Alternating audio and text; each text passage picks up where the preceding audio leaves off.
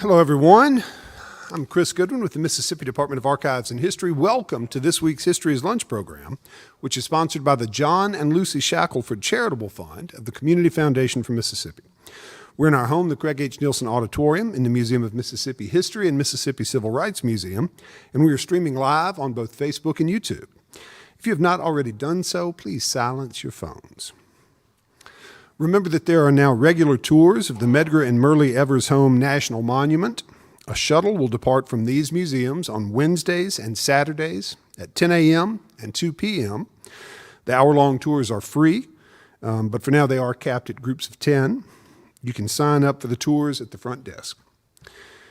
And on Saturday, October 15th, we'll partner with the Mississippi Archaeological Association on the Archaeology Expo. Bring your family to the Old Capitol Green between 10 a.m. and 2 p.m. to see interactive exhibits, tech demonstrations. We'll identify your artifacts and more. And then I hope that you'll join us next week for History's Lunch when Margaret Burnham will discuss her new book, By Hands Now Known, Jim Crow's Legal Executioners. Today, we are delighted to welcome Belinda Stewart to present Citizen Architect, 30-plus years of preservation in Mississippi. Stewart and her firm have helped analyze, preserve, rehabilitate, or raise funds for more than 600 historic structures, primarily in Mississippi, and ranging from museums and theaters to train depots and courthouses, including the Tallahatchie County Courthouse that was the site of the Emmett Till murder trial. Belinda Stewart earned her Bachelor of Architecture degree from Mississippi State University. After beginning her career in North Carolina, she opened her own firm in Eupora in 1990. Stewart serves on the Advisory Council for Mississippi State University's School of Architecture and Carl Small Town Center, and on the National Register Review Board of Mississippi's State Historic Preservation Office. That's us. She's a founding member and former president of the Mississippi Heritage Trust, and Stewart is in her 7th term as mayor of the nearby village of Walthall. Help me welcome Belinda Stewart.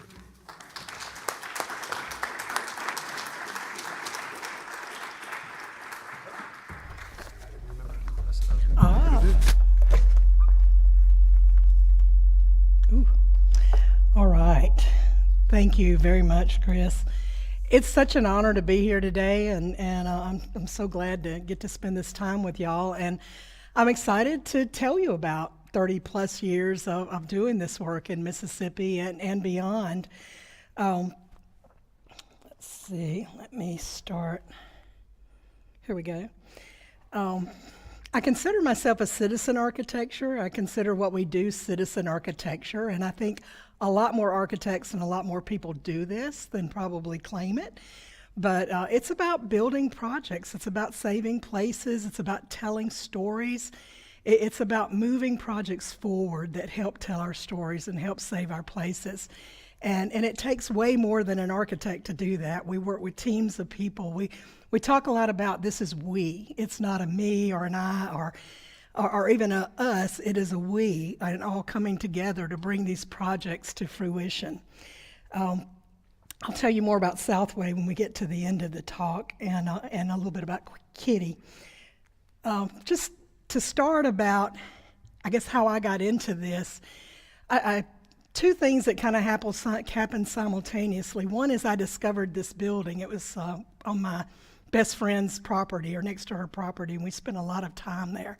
And I fell in love with the building. Didn't really know why, didn't understand, but it's still my favorite building in the world. And it's the Haze Barn, and every piece of this building has a purpose. It's unique, it's grand, it's amazing. To be up in that hayloft in the middle of a rainstorm is the most magical place to be. It's really incredible. And at the same time, I realized that I really loved hearing people's stories. I spent a lot of time riding my bike or riding my horse or whatever over to neighbors' houses and listening to their stories and listening to where they grew up and listening to the stories about places and things that had happened way before I was born. And at some point, those kind of came together to me. I realized that these are the tangible places that tell those stories. And quite often we've forgotten what that is. We don't know, the story's not being told anymore, but we still have all this tangible evidence all around us. And part of what we've taken on as a mission is to find the stories that go along with these places and find the people that are involved in these places and to help tell those stories and help involve those people and help save and bring these projects to a next step, or at least document them if we can't save them. When I went to college, an architecture school, and everything was about modern architecture, and I didn't fit that really well, and I found Michael Fazio, who taught history, architectural history there, and he challenged all of us to go out and become an expert in some kind of architecture. And most people chose European architects or famous American architects or a type of architecture. And I said, I want to be an expert in the architecture in my backyard. I want to learn what's around us and what's here and what developed here. And that didn't really have anything to do with architects in the early days. So I began studying the vernacular architecture of Mississippi and loved that and kind of found my place in architecture school there. This is the Pittman Log House, which is currently being restored. Finally, after so many years, but I found this through listening to the stories of a man who had grown up in this house. And he started telling me about where he grew up, and it's like, okay, I've got to find that. And it was out in the middle of the woods, not a drive to it, but we found it. Now someone owns it and is restoring it. And the other thing, once I got out of architecture school and started looking for what am I going to do in this practice and with this type of love and this kind of work that I want to do.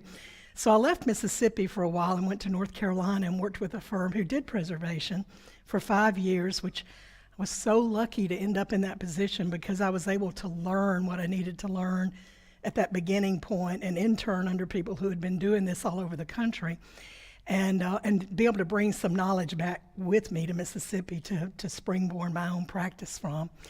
And so in 1990, I moved back home. It was a pretty bad recession at that time. I didn't know that. And I lived with my grandmother and started a practice in my grandmother's living room outside of Walthall, Mississippi in Webster County. And within about 3 months, I had enough work that I could go rent an office. So I rented the old balcony of the old theater in Eupora and ended up with 5 people stuffed in this tiny little balcony space, and eventually bought a building and developed our firm on Main Street. And I'll tell you more about that in a minute. But that first year when I first started, or really the first several years when I was building my firm, when I knew I wanted to come back, I didn't know if I could make it. I didn't know if I needed to be in Jackson or somewhere bigger to be able to find more projects. But I had some good advice from an architect friend who said, if you create your niche and you don't try to be everything for everybody, you can do that from anywhere. And if you're good at it, and people will seek you out. So that's the advice I've always kind of followed, is the niche of preservation and of special new construction in sensitive locations, sensitive stories, etc. And it has worked. It was truly an experiment in Eupora to do that and know if we could get the base of work out of that small town. But I realized pretty quickly that I was meeting other architects in the road who were in Jackson and driving to Oxford or wherever, and so it really didn't matter to be in Eupora and driving to wherever. But those first few years, I took at least one day every week with no work and went out and hit the road, and I started looking for, not necessarily the clients, I started looking for the buildings that needed to be restored. And these are some of the early photos I took. The Tate County Courthouse was the first courthouse we worked on, and this was one of those towns I visited in that first year. And I would go in and always meet with the chancery clerk, the librarian, and the mayor, and just what's going on, and I want you to know what I'm doing. And I always had buildings that I'd already scoped out in these towns. What about your courthouse? Or what about this library? Or what about this? We'd love to help. 3 years later, I got a call from someone in Tate County saying, hey, we're ready to do something with our courthouse. We remember you visiting us.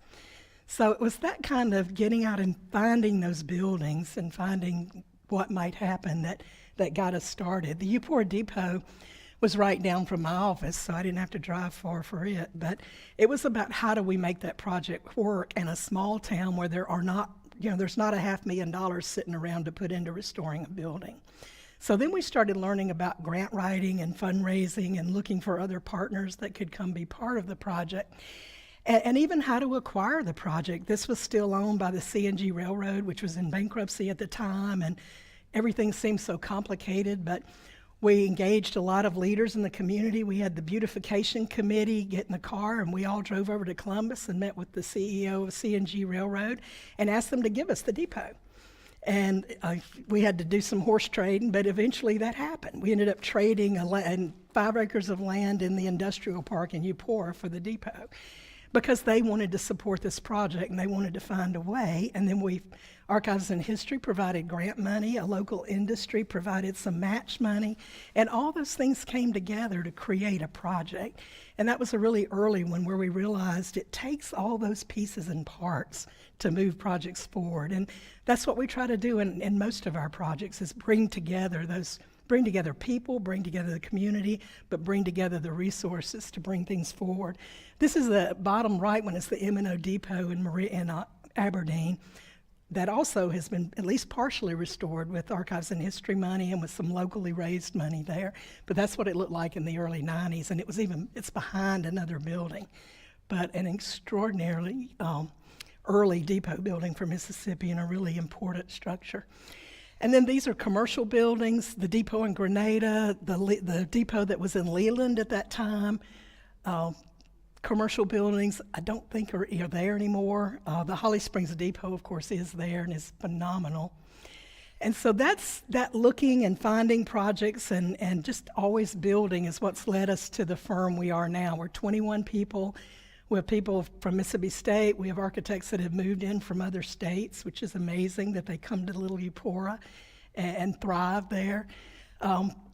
We've raised over $32 million in funding over the years for our various projects, not including tax incentives and the other kinds of funding assistance that are out there. And we're working, those states are the ones we're licensed in, and we're working in about half of them right now. So it's been a great slow build to get to this point. And this is our firm from this summer. On the back of the train depot we help restore. And this is our leadership team, me, Holly and Stephanie, who are twins that moved here from Texas, and our studio director and design director, and Craig Bjorgum, who's our technical director. And then we have a variety of folks that cover all aspects of what we do. And our office is in the bottom left. We're in an old department store in downtown, and we still have a lot of the features. We have the original light fixtures. I mean, it's just a big open office. Our only doors are the bathroom and the one room you can go get on the phone and shut the door in. And we do a lot of analysis. We've gotten into investigation and research. We have a big truck and ladders, and we have a drone and all kind of monitoring meters. We have a lot of attesting equipment now, so that when we go out to a building, we're not just looking at it and discovering the big picture of what it needs. We're really drilling down into what is its condition, what are the challenges. We pride ourselves on having a change order rate of no more than 2%, or I think it's 2.1% right now, even on preservation projects, because we do this level of investigation. We want to, we drill holes, we remove a piece of wall here and there. We try to find the hidden things, so we're not finding them later when we're in the middle of doing a project. And this is where our office is in downtown Eupora. This is from the 1950s, but every single one of those buildings is still there. And you can see our office is just right in the middle of these commercial buildings. And we also have a building across the street. We had planned to spread people out, but nobody wants to move across the street, so we keep moving stuff across the street so we can all be in the building. And we've been investing in our community since we came there. One of the things we do is offer for free a before and after of anyone in Eupora's building. If they own the building, we'll do a before and after just to show them what it could be. No strings attached. They don't have to hire us. And I'd say about half of those, the people have done what we drew, or at least done some part of it. And we try to do things that are not too complicated, not too expensive, but it's about improvement in our community. There we go. I think I went forward too fast. Okay. And the other is, it's about people. We've learned that restoring a building is great, but if you can't have somebody in it paying the light bill and maintaining it and watching over it, it's not going to be a sustainable restoration. So part of what we do in that initial analysis is help with the feasibility studies of what's going to go in this building, and are there other programs that can come in and help support what's going to go in this building, or are there, at least we're engaging everyone that's going to be in the building to try to make sure that it's meeting what they need. And that's just an absolute critical part of making these projects successful. And we want to keep preservation on people's minds. So we send out an annual postcard. We've been doing for about 25 years. We have about 3,000 people we send out to, and if you'll give me your address, we'll add you.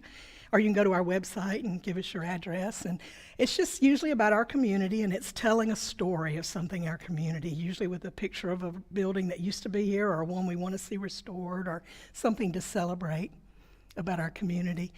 And Chris mentioned I'm 7th term, and my term as mayor of Walthall, which is a village. It's tiny. Nobody else wants to be mayor. And but it's one of the most rewarding things I do. I went to a board meeting when I first moved back and realized they had money in the bank and they weren't doing things. So I decided to run, and the mayor at the time said, "No, you run for mayor. I'll run for alderman." So he talked me into that, and he went on to be an alderman for a good while after that. And we started writing grants, and basically what I've learned out on other projects, I've been able to bring back to this little bitty town. So if we see a town getting money for, a new sidewalk program, which I did night before last, now I'm going to go see if we can do the same thing here. And it's just, and the same thing when we find projects here, it's like, how can we sort of take that over to some of our other projects? So we restored what used to be the little post office in the bottom right and made it available for a local person to start a beauty shop. So we have another business in downtown. And unfortunately, our amazing Overstreet courthouse burned about 10 years ago. We could not convince, it didn't come together for it to be rebuilt. It was rebuilt as a new structure in another location. But we were able to get some funding. MDOT was a big help in this, and Archives and History was a big help in the things around this, to turn this into a park. And so now we have functions.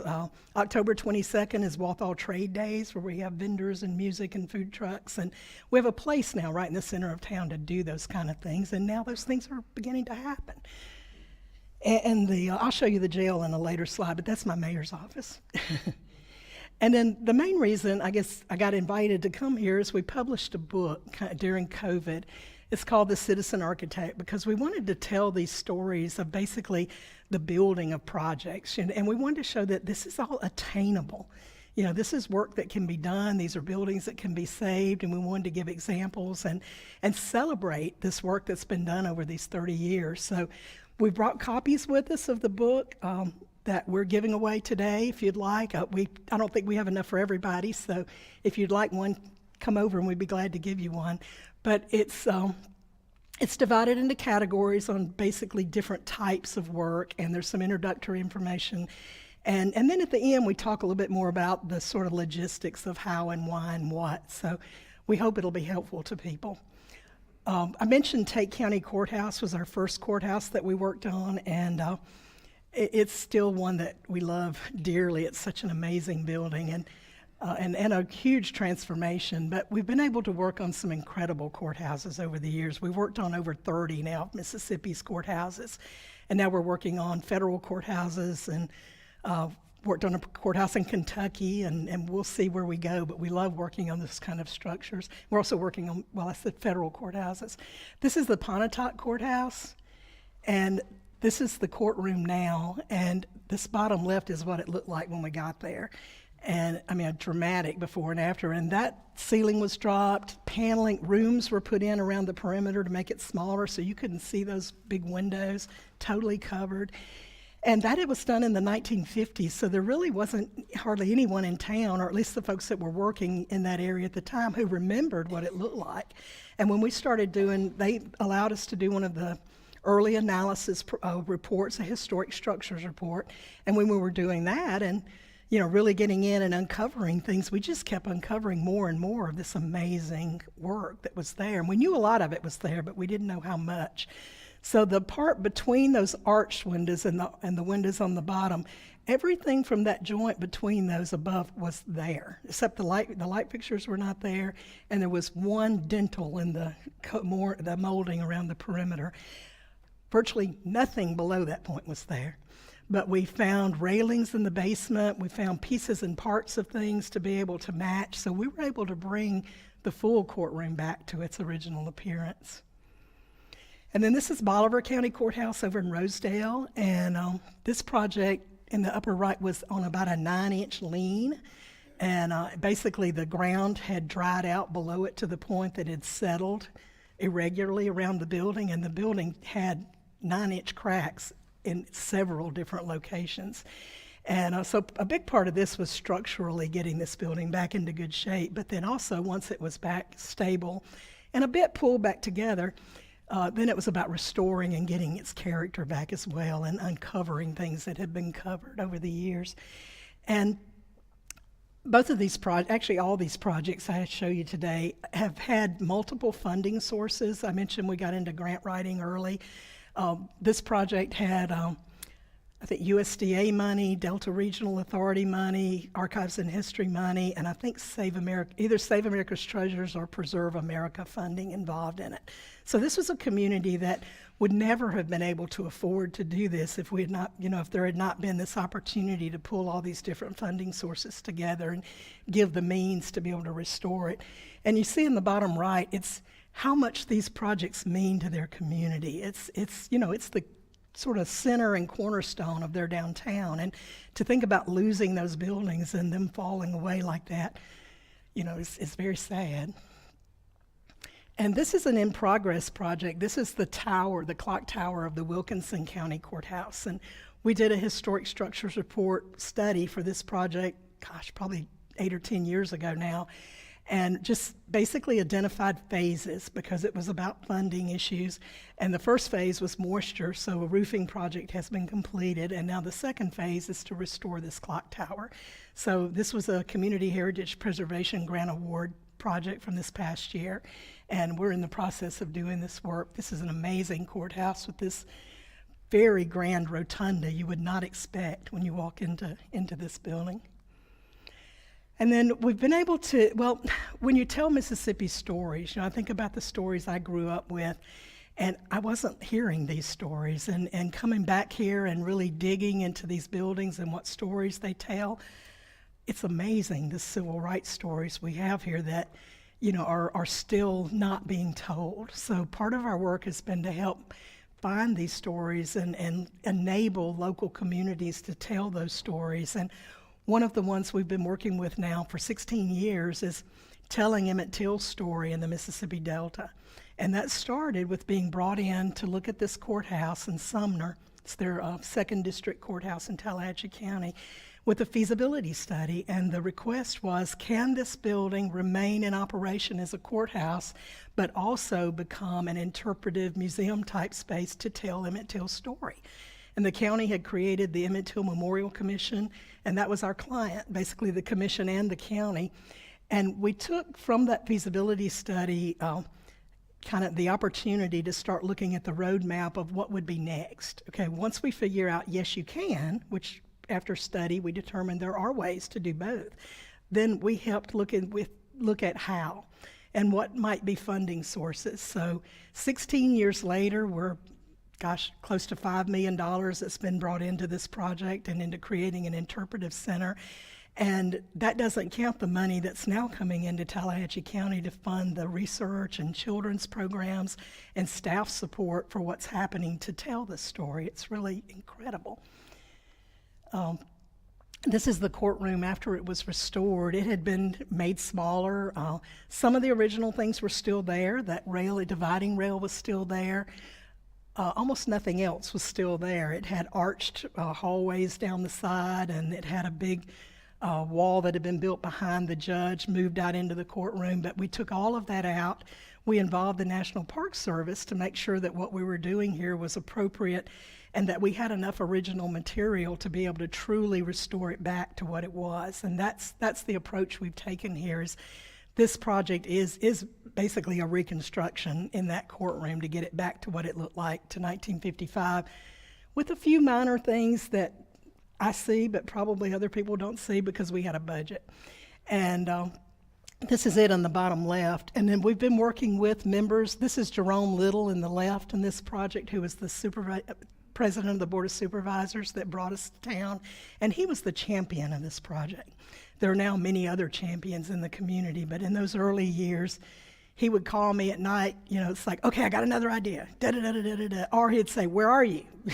We're not moving fast enough. But the rest of the people in this picture are members of Emmett Till's family, and we continue to work with them and to make sure that what we're doing is with them what they want to see as part of the development of this project.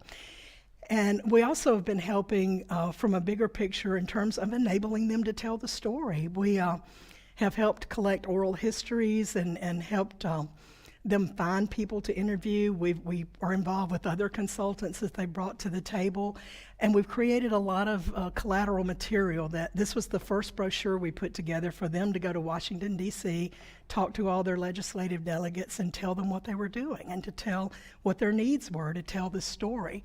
And we've done many, many more iterations of this since. It's really about what can we do to help enable that community to work and push this story and help tell this story.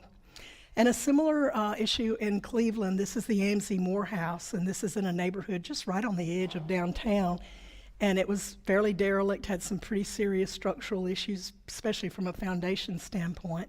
And again, it was finding additional money to bring to the table, but Bolivar County also felt very strongly about restoring and especially helping this neighborhood. It's amazing, once this building was restored and the school students, and Delta State was part of this as well. They helped with the interior development of, basically they provided the interpretive panels and the interpretive information for the interior. But this is a regular stop for schools now, and even some of the local schools walk here. And it's amazing how this neighborhood has taken pride in this, and you see improvements there. And then an in-progress project, this is not in Mississippi, but the Perry County Jail in Marion, Alabama. This is about telling the story of Jimmy Lee Jackson and who was murdered, and who was, many people say it was his murder that really it was the catalyst for the Selma March. And you hear all the stories of Selma, but you don't really hear Marion's part of that. And so we've been working with some local champions there who are championing this project. And the National Park Service has provided funding. A university has helped from the research standpoint. And we're in the early stages, really, of restoring and being able to tell that story in Marion.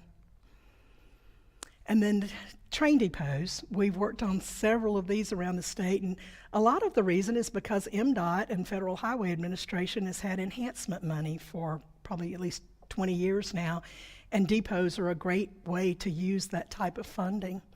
Oxford Depot was a really early one that we did, it's actually on campus now, but as you come in from the university, from the city side of the university.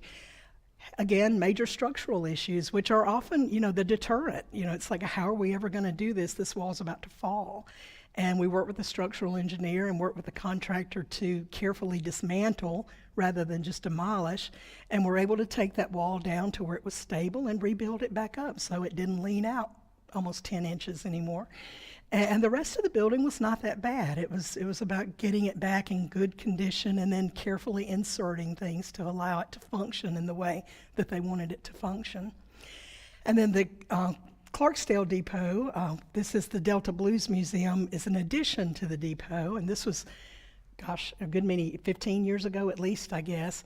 We were working with kind of going back and doing some updating of the renovation of the existing depot, but they had been gifted the Muddy Waters collection that I think House of Blues had amassed years ago, and they needed a place for it. So we helped again find funding and bring that together to create this Muddy Waters edition for the depot. And Ground Zero Blues Club would be just off the picture to the right.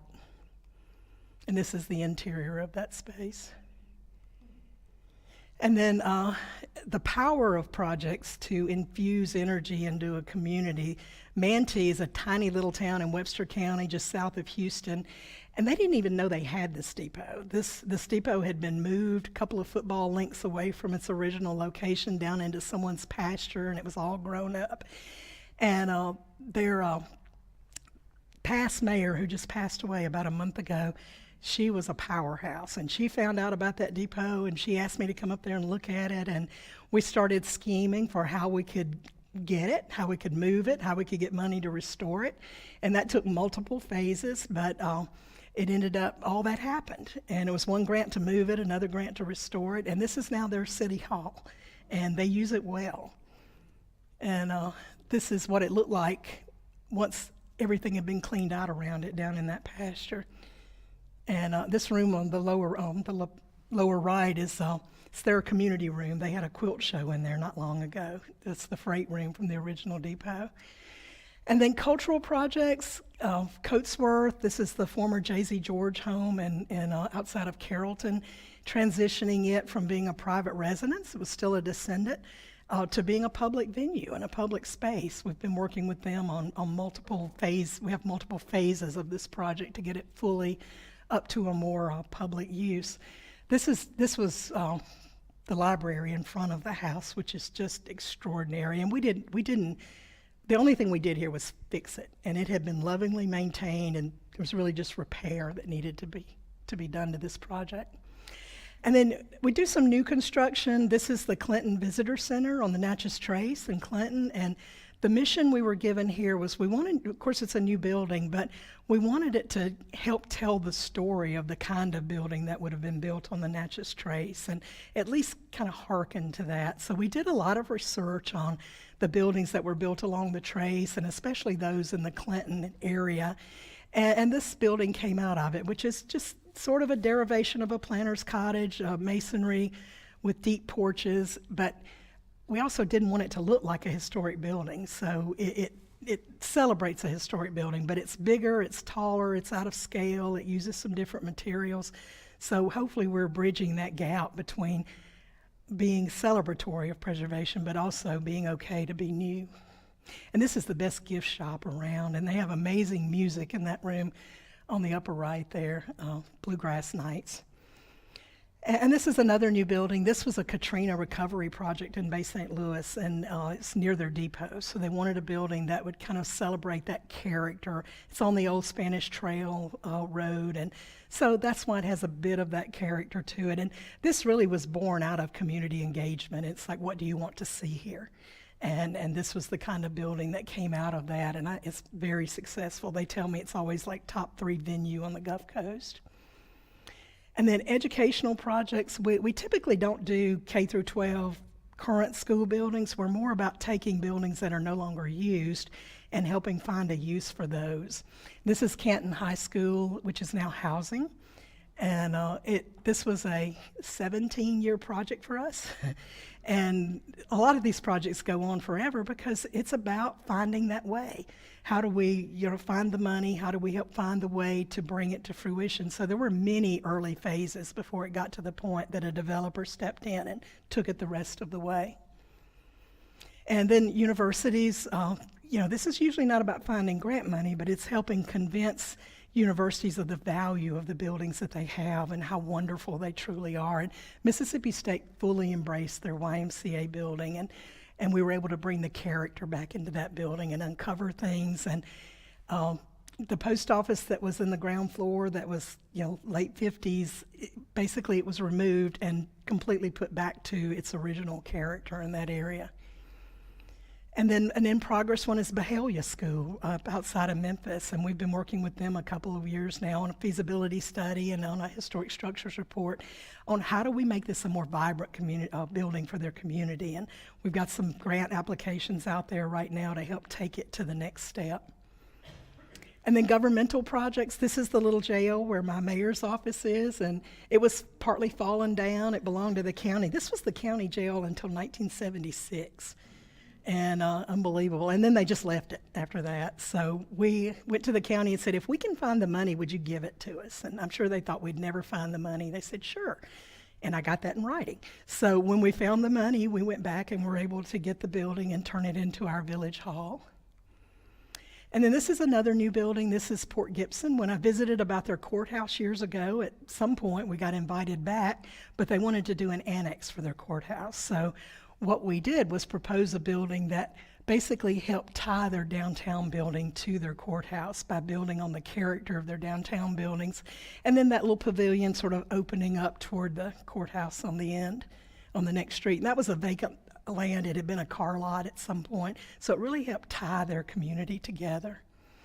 And then this was another Katrina project, just restoring back the original city hall, which is in commercial use, but it was done for the city. And then we do residential work as well. This is restoring a school building into loft-type apartments and a home with an addition, and just kind of, using the wood that's there, building upon the character that's there. And then we also work on critical, important buildings. This is Riverview in Columbus, which is a National Historic Landmark. And we've been working with the owners on just a slow return of restoration there and careful insertion of some new things to bring it a little bit up to date to today's use. And that was, probably 2 years ago. It's much further along now. And then I still drive around looking for buildings to restore. So I wanted to show you some of those. I mean, there is an unlimited potential for work here in Mississippi because we have so much that is still here, so much that we didn't lose.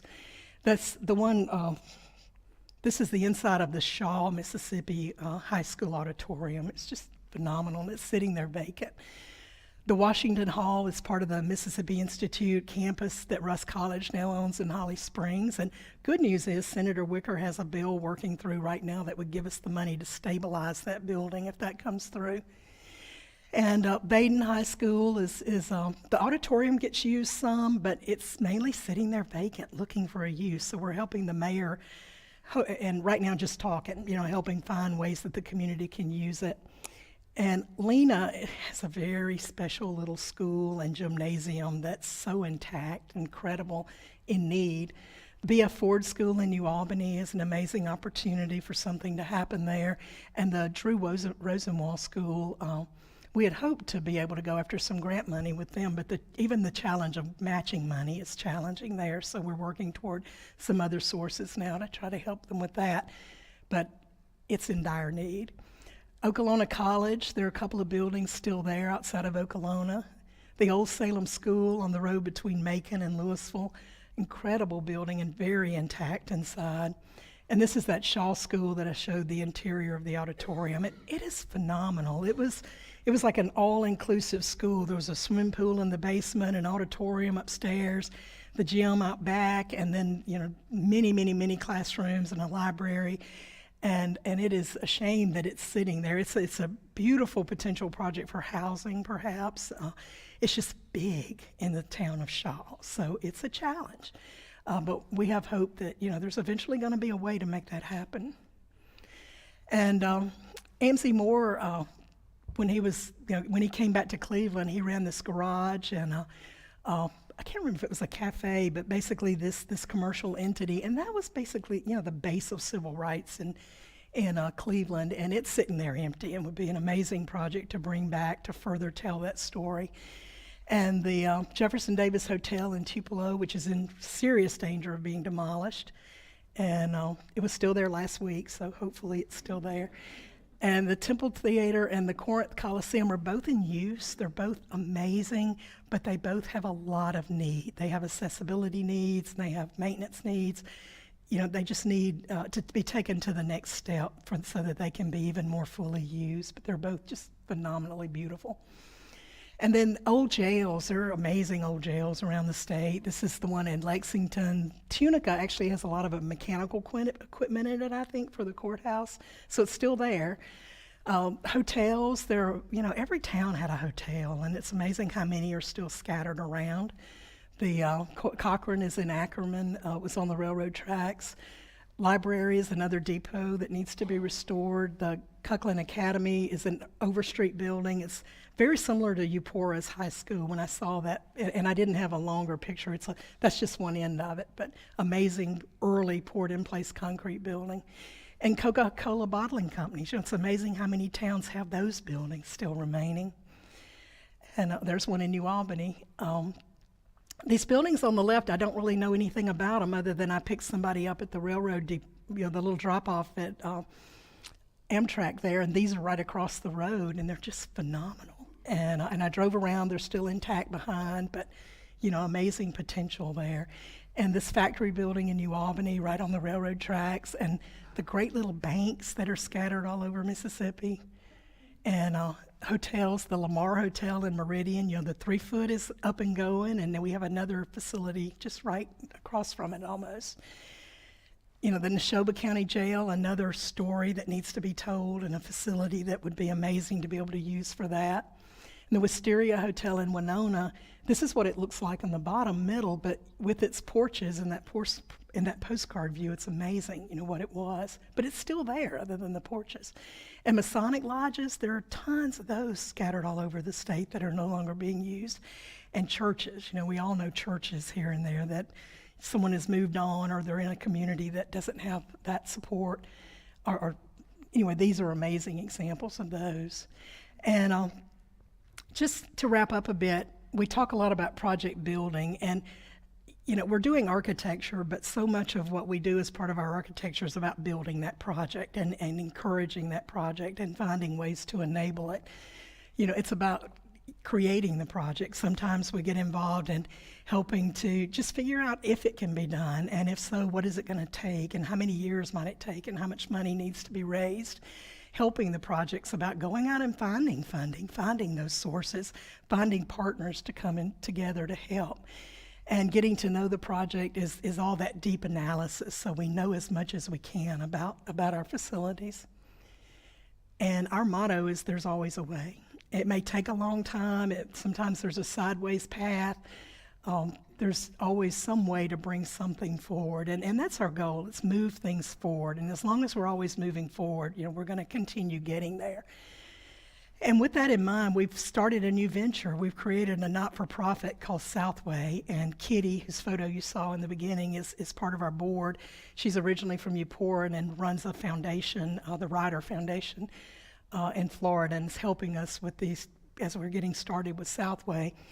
But basically, it's an avenue that we can go out and find funding to help offset some of these studies and some of the project building, helping to find money for historic structures reports to find out what projects need, being able to get those resources together.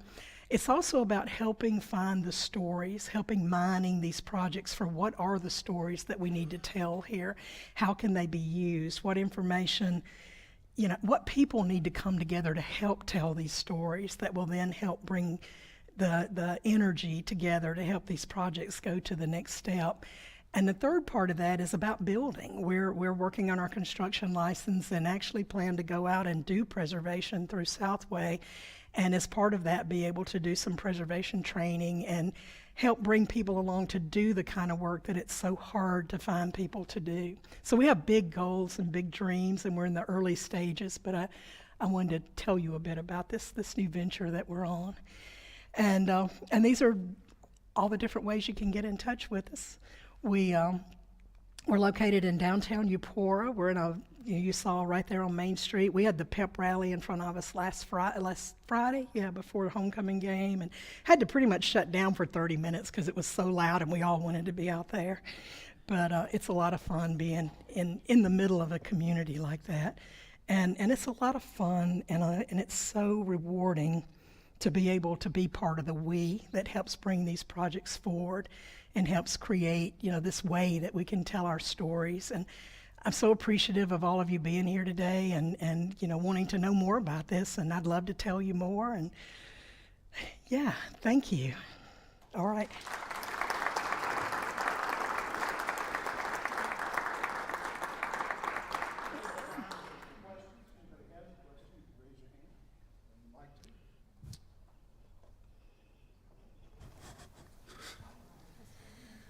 When I was young enough to go to dances, the Rosedale courthouse, I was told it was designed this way so that the judge's bench and everything else could be moved out so that they could have dances there. Can that still be done there? Actually, yes, because not with everything, but that Robert Parker Adams had started working on the courtroom before we became involved, a great architect here in Jackson. And they had maintained, basically the way they did that is the seats, which were like auditorium seats, were on big, wide, flat, smooth boards. So you could take an entire row of the seats, and they were like a sled, and you just slide them off to the side. So that's still there, unless they've changed it. And those are the stories we heard, and we heard about all kind of people that came and sang there, and bands that came for those dances. Wouldn't that be amazing to have again? You mentioned the Cochran Hotel in Ackerman. Yeah. My middle name is Cochran. My father was born in the original hotel before it burned down. And so I'm just curious. I know it was on the Mississippi Heritage Trust endangered buildings several years ago. I'm curious about what's happening with it now. It's still there, which is the best part. My understanding is someone has acquired it who wants to restore it, and I need to make a phone call and go offer to help. But that's what I hear, is that there is hope that it will be brought back.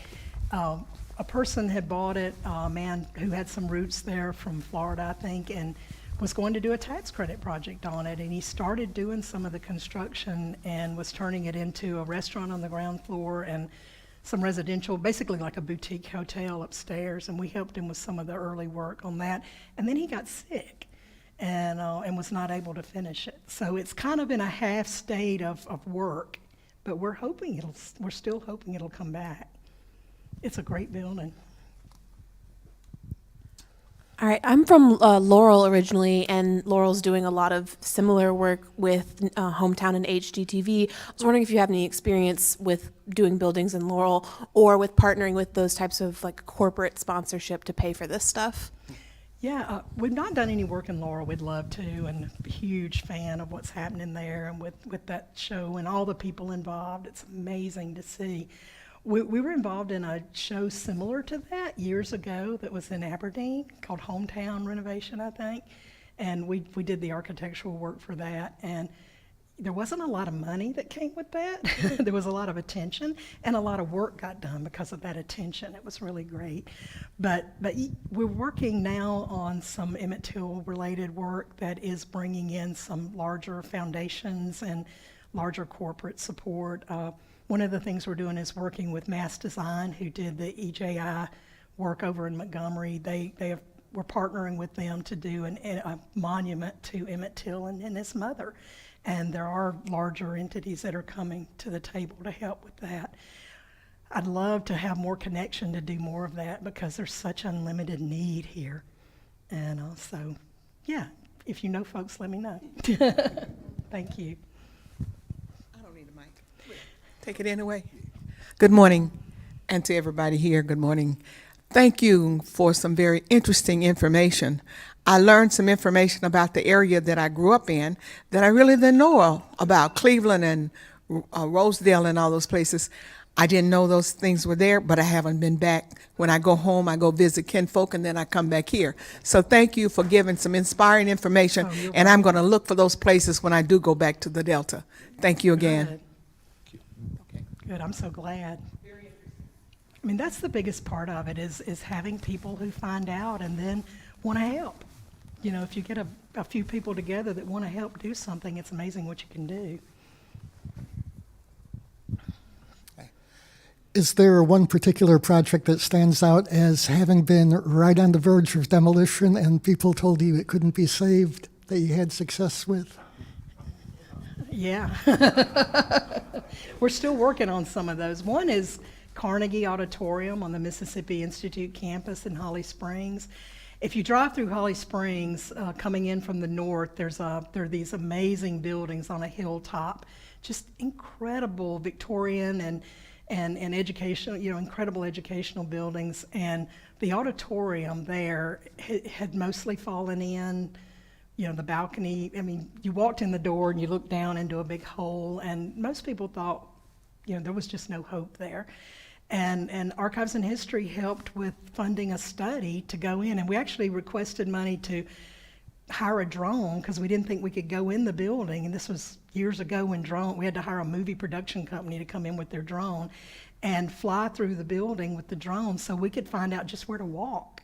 and be able to go through. And that building is not saved yet, but it is stable. And thanks to that funding and some local help, at least now we know structurally what's there. We know, things are blocked off. We've rebuilt when you walk in the front door, so all that's stable again. And it's on the path to becoming a restored building. And at least we've bought time by stabilizing it. My house that I bought had been vacant for 40 years. It's the white house I showed that had the wood exposed inside, and people thought I was crazy when I bought it for the cost of the land. The people that sold it didn't think the house had any value at all. And turns out it's all heart pine. There was one rotten or termite-eaten building in the whole thing, except the porches. The porches just were totally derelict. We had to take them off. But the guts of the house were incredible. And we were able to bring that back, and I was able to do it on my shoestring budget at the time and be able to save that building. And I can't think off the top of my head. There are many that we've worked on that were very close to that edge. We've the Oxford Depot, the structural engineer was like, that building would have fallen at any time on that one end that we had to rebuild. Belinda, I guess the other side of that is, what are some of the buildings over the last 30 years that didn't make it? Way too many of them. Well, which ones do you have a special connection with? Well, there's a building in Meridian, it was the COFO building that we were hoping to see. I mean, it wasn't even our project. We were just hoping to see that building be able to be saved and be able to tell that story. And when they got in there, the brick masonry was so unstable that, it ended up being demolished. My biggest heartbreak, and that's why I wear this necklace, is the Webster County Courthouse, which is the one in the town where I'm mayor, and it burned and was completely savable. It's just local politics at the time. It wasn't what it wasn't what fit their bill, and to their, what they thought they could do is get a lot more money from their insurance to be able to build a much bigger building. But when it came down to it, they weren't. They built a building back the same size, and that one still breaks my heart that we lost that. This is some of the burned wood I picked up, after it, a few days after it burned. But, I remind myself now of this great park we have in Walthall, though, and what we're able to do with it. So I'm not going to sit around and be angry. We're going to go out and make the most of what is still there and what we can move forward with. Thank you so much for what you do. In the Ozarks, where I lived for a while, I realized that there were a number of canneries, and that's a big thing in the Ozarks, probably elsewhere as well. But there's one particular one that really I have a close attachment to, and it did canning and did stuff for the war effort in World War II. And then in the 70s, it was where the hippies like me would go do a hoedown. That structure is amazingly beautiful, and it's falling in, and there's not really a community for it to work on a grant or whatever. So I'm asking you, what would be the first steps on trying to, instead of letting it just go into the ground and be a memory, if that's even a thing anymore, or if there's something what would be the first step to trying to get that? And I'm not a native of Ozarks, so what could I do to tell people who are there that maybe you need to do this and there's some hope? Well, I think the first thing is always to look for a way to stabilize something, to buy time, because the ideas don't always come day one, and the support doesn't always come day one. But if you can find an entity, maybe it's a state level preservation entity or someone who would help and would agree of the value of this from its history, from its architecture, whatever those things are found to be, and find a way to at least stabilize it, money to make sure that things are not rotting further, that things are propped up that need to be propped up, kind of like the Carnegie Auditorium project. Just, if we had 5 more years that we knew we could be working with a project, and during those 5 years, then it's about doing those early planning and the early reports, finding out more of what are its challenges, what are the things that are going to be the big issues that try to stop you down the road, so that you can be planning for those, but also looking for what are the things that are its biggest value, what are its stories, What are things that will help get attention for it? What are things that are connected to other entities and other people that would perhaps bring them to the table to want to be part of that? And then looking for uses, and you know, sometimes it's about creating something. I mean, there's some great buildings around that are antique malls, and they usually don't get restored as well as they need to for those kind of uses, but at least somebody's keeping them from leaking and you know, and using them to that degree. And I'm not advocating for that necessarily, but just finding a way that it's used. And it's a big challenge, because finding folks that have a great idea, quite often they want to do a new building for that great idea. So if you can find someone that has a program they're working on and they haven't yet found a use for that program, there may be some partnering that could come together to say, gosh, I see what you want to do. This is amazing. Wouldn't it be great if you had all this space? What if you were part of this? I've also helped start a little investment group. There are 13 of us, and you know, that's what we did at the beginning, is we looked for ways that together we could go in and do a project that otherwise would never get done, and help bring it along to the next step. And we started looking for what are the needs. You know, if we do this space, who around here needs something? You know, who's outgrowing their space, or who's developing a new program? It's about putting those things together.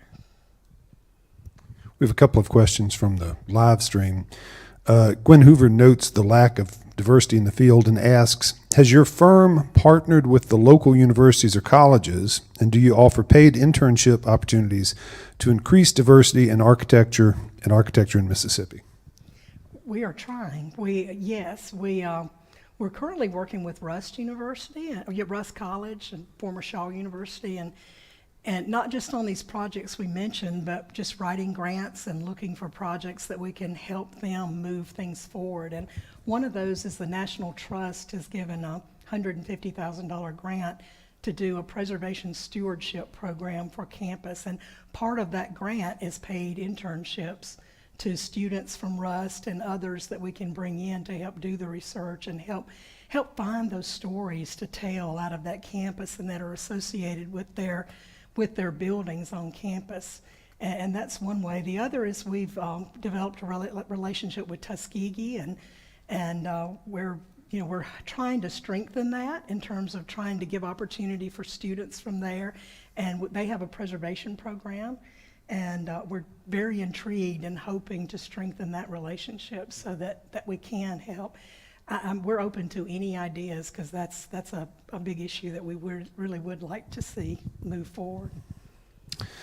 Sarah Campbell asks, how often do you work on structures built with enslaved labor? How is that fact taken into account in the stories and historical information? It's a very important part of the story. We don't always know those stories because they don't get documented. We make assumptions, and I'm sure a certain percentage of that is true. And, I think it's about honor. Whenever we go and work on a building and we think about who built this building, who created this building, where's the responsibility of this building, and then trying to honor that with the restoration and looking for those stories, frankly, so they can be told as part of that restoration and part of the stories that come out of that. I'll ask a personal question. Did you ever get a chance to work with Sambo Mockby and maybe say a few words about who he was and y'all's relationship? Yeah. Oh, yeah. Sambo was a good friend, and when I discovered vernacular architecture, Sambo was teaching at the School of Architecture, and he was an amazing architect out of Marion that established the Rural Studio at the University of Alabama, which is in Hale County, not too far across the Mississippi border. And he did phenomenal work. Primarily, I would say his work was as much about people, if not more so, than about design. He was an amazing designer. He was an amazing storyteller. He was a cheerleader for these type of projects, and especially vernacular architecture and learning what you can learn from vernacular architecture. We talked about that, and I would say he's a big influence on what we do. The monograph is beautiful, with all sorts of great projects that are thoroughly documented in here, and as Belinda had noted, they are giving away copies of it today, so come by and talk to them afterwards. Thank you all for being here today. I hope that we see you next week for History is Lunch. Don't forget the Archaeological Expo the next weekend. But today, help me thank Belinda Stewart and